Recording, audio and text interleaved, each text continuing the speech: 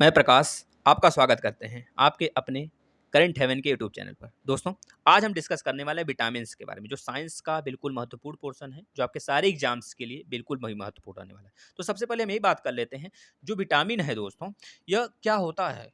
जैसे कि खाद्य पदार्थ यानी कि पोषक पदार्थों के अंतर्गत विटामिन भी आता है, कार्बोहाइड्रेट भी आता है, वसा भी आता है और जल भी आता है। ये सारी चीज़ें आती हैं ना, तो प्रोटीन भी आता है। लेकिन जो विटामिन होता है दोस्तों, एक तरह से हमारे अंदर रोगों के लड़ने की क्षमता बढ़ा देता है। रोग प्रतिरोधक क्षमता यह बढ़ा देता है, यानी कि इम्यूनिटी स्ट्रांग कर देता है। सबसे पहले आप ये जानेंगे विटामिन के बारे में। और अगर विटामिन के बारे में जानना है कुछ, तो चलिए हम नीचे डिस्कस करते हैं, पूरे कॉन्सेप्ट के साथ पढ़ेंगे दोस्तों। हर एक चीज़ आपका क्लियर होगा। जैसे कि आपसे पूछा जाता है कि विटामिन हमारे शरीर में कितने कैलोरी एनर्जी प्रदान करती है, तो आप याद रखेंगे विटामिन से कोई भी एनर्जी हमें नहीं मिलती है। हमें एनर्जी तो कार्बोहाइड्रेट देता है ना, तो हमें तो एनर्जी ग्लूकोज जैसे कि 4.2 किलो कैलोरी का एनर्जी हमें प्राप्त करता है। मतलब ये सारी चीज़ें हमें एनर्जी देती हैं कार्बोहाइड्रेट से, हाँ? जैसे कि शक्कर हो गया, तो कार्बोहाइड्रेट के थ्रू हमें मिलता है। लेकिन जो विटामिन्स होता है, विटामिन से कोई भी एनर्जी नहीं मिलती है, सिर्फ़ और सिर्फ़ हमें जो हमारे शरीर की टूटी-फूटी सेल्स होते हैं और रोग प्रतिरोधक क्षमता होती है, उन सबको बढ़ा देता है और हमारे सेल को मजबूत कर देता है, जिससे कि बाहर से कोई भी एनिमी अटैक करे रोग के रूप में, तो उसे ये मार सके, है ना? तो इस तरह हम सब कुछ पढ़ेंगे, डिस्कस करते हैं। चलिए, विटामिन का आविष्कार जो हुआ था दोस्तों, फंक ने 1911 ईस्वी में किया था, यह चीज़ याद रखेंगे। यह एक प्रकार का कार्बनिक यौगिक है। आपसे यह भी पूछा जा सकता है कि किस प्रकार का यौगिक है, तो बता देंगे कार्बनिक यौगिक है। वैसे तो कार्बन सब जगह विद्यमान है, कार्बन हर एक चीज़ में पाया जाता है, यह तो सभी को पता होगा। इनसे दोस्तों कोई कैलोरी नहीं प्राप्त होती है, जैसा कि हमने अभी आपसे डिस्कस किया, परंतु यह शरीर के उपापचय में रासायनिक प्रतिक्रियाओं के नियम के लिए अत्यंत आवश्यक है। जैसे कि शरीर की जितनी भी पाचक क्षमताएँ होती हैं, उसको जैसे कि इस समय देख रहे हैं कोविड-19 के कारण बहुत सारे डॉक्टर सलाह देते हैं कि आप विटामिन सी लीजिए, यानी कि आंवला लीजिए, मुरब्बा लीजिए, जिससे कि आपकी इम्यूनिटी स्ट्रांग हो सके। क्यों स्ट्रांग हो सके? उससे कोई एनर्जी थोड़े मिलेगा हमें कि हम कोविड-19 को पटक के मार देंगे, ऐसा कुछ नहीं होगा। सिर्फ़ आपका जो सेल होगा और आपके रोगों से लड़ने की क्षमता जो होगी वो बढ़ा देगा, इम्यूनिटी स्ट्रांग कर देगी आपकी, जिससे कि आप आराम से डिज़र्व कर सकते हैं, आप आराम से लाइव कर सकते हैं दोस्तों, यानी कि आप सुरक्षित रह सकते हैं, इतना समझ लीजिए। तो इसे रक्षात्मक पदार्थ भी कहते हैं। दोस्तों, जो विटामिन्स होते हैं वो 2 प्रकार के होते हैं। घुलनशीलता के आधार पर 2 प्रकार के होते हैं। एक होता है आपका वसा में घुलनशील, एक होता है जल में घुलनशील। याद रखेंगे, यहाँ पे आपको बहुत सारी चीज़ें हम बताने वाले हैं। ध्यान से सुनिएगा दोस्तों। देखिए, जो दोस्तों होता है वसा में घुलनशील विटामिन्स होते हैं, वो होता है आपका ADE के। इसे याद करने के लिए आप ट्रिक याद कर लेंगे, कीड़ा, KEDA, कीड़ा याद रखेंगे। दोस्तों, इसको देखिए ट्रिक से हम बताते हैं। कीड़ा जो होता है दोस्तों, आपको पता है जो तेल वाले पदार्थ होते हैं, जैसे पूड़ी हो गया, सब्जी बन रहा है तेल वाला, देखते हो कीड़ा वगैरह बहुत ज़्यादा गिर जाते हैं, तो मम्मी उसे फेंक देती हैं। तो इस तरह याद रख लेंगे, वसा में हमेशा कीड़ा गिर जाता है। तो इस तरह याद हो गया, वसा में घुलनशील विटामिन कीड़ा हो गया। और जो जल में घुलनशील विटामिन है, वह बी और सी है। बी और सी, विटामिन बी और vitamin C. Vitamin B complex, B के अंदर तो बहुत सारे विटामिन होते हैं, अभी हम सब कुछ बताएँगे। जो जल में घुलनशील होते हैं, बी और सी होते हैं। देखते हैं कभी काल के घर में ही बड़े बड़े बुजुर्ग जो होते हैं, वही बोलते हैं कि अगर आप सब्जी काटें, सब्जी धुलें या फिर सब्जी बनाएँ, जो डिश होते हैं अगर आप बनाते हैं घर में, तो उनकी सलाह होती है कि काटने से पहले उसे धुल लें। क्यों धुल लें? क्योंकि उसमें विटामिन बी और सी बह जाते हैं पानी के द्वारा दोस्तों। एक बात और याद रखेंगे, जब हम खाना पकाते हैं तो उसमें विटामिन बी और सी नष्ट हो जाते हैं, ये चीज़ याद रखेंगे। अब एक चीज़ यहाँ से 2 क्वेश्चन आप याद रखेंगे, जो विटामिन ए होता है, दोस्तों बहुत बार पूछा गया, जो पका हुआ आम होता है ना, उसमें विटामिन ए पाया जाता है, और जो राइस होती है, राइस जो कह लीजिए पॉलिश वाली राइस होती है, उसमें विटामिन सी होता है दोस्तों, याद रखेंगे, है ना? ये आपके बहुत सारे एग्जाम में पूछा गया है, पीसीएस तक के एग्जाम में दोस्तों।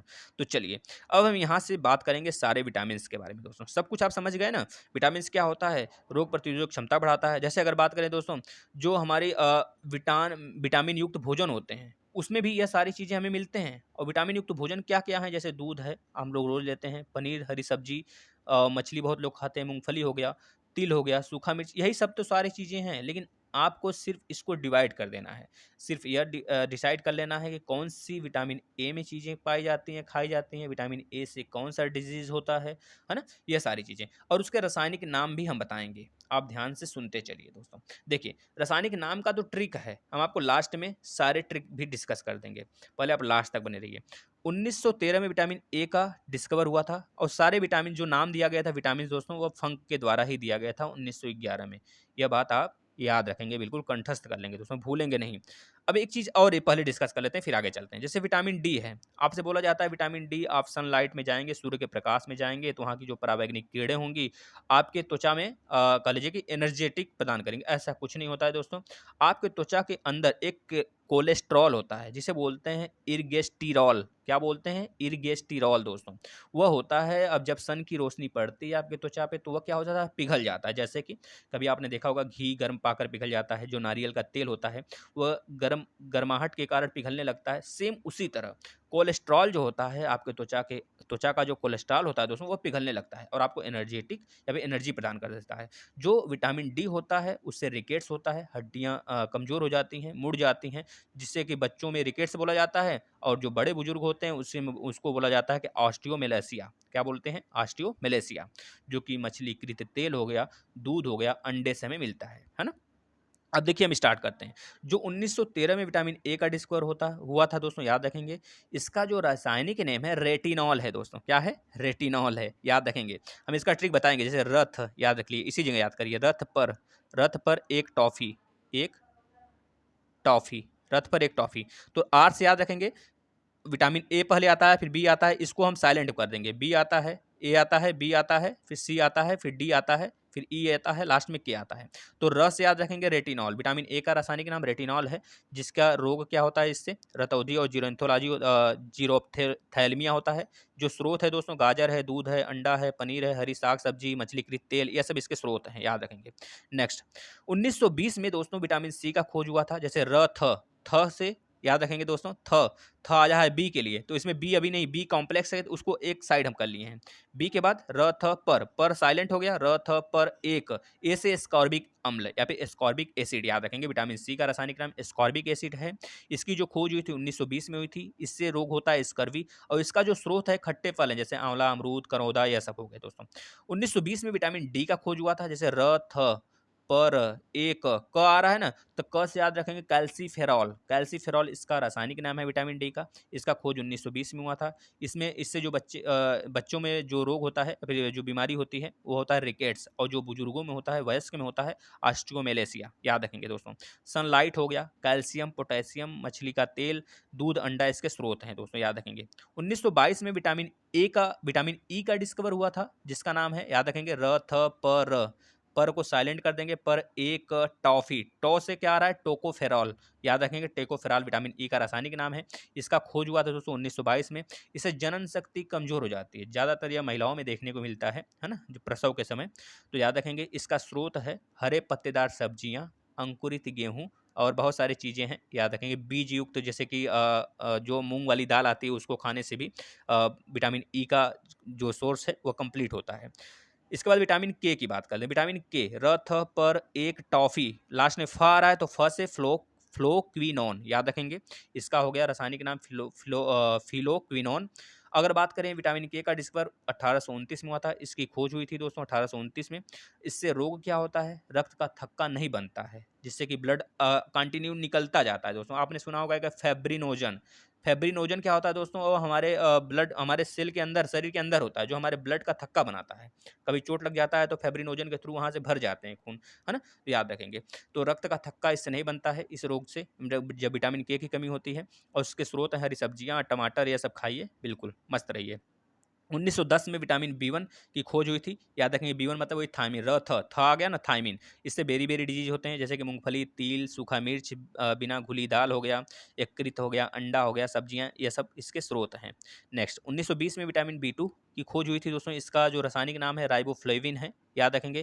त्वचा का फटना हो गया, आंखों का लाल होना हो गया, जीवा का फटना हो गया, इससे डिजीज होते हैं। इसके स्रोत हैं जैसे कलेजी, मांस, हरी सब्जियां, दूध, ये सब खाने से इसके स्रोत मतलब कि विटामिन इसके कमी से या डिजीज नहीं होते हैं।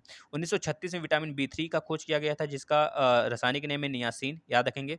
इससे पेलाग्रा नामक डिजीज होता है, जो कि हिंदी में कहते हैं त्वचा का दाद होना। त्वचा पे बहुत सारे दाद हो जाते हैं, धब्बे की तरफ रिंग वॉर्म की तरह होने लगते हैं, तो यह विटामिन बी थ्री की कमी के कारण ही होते हैं।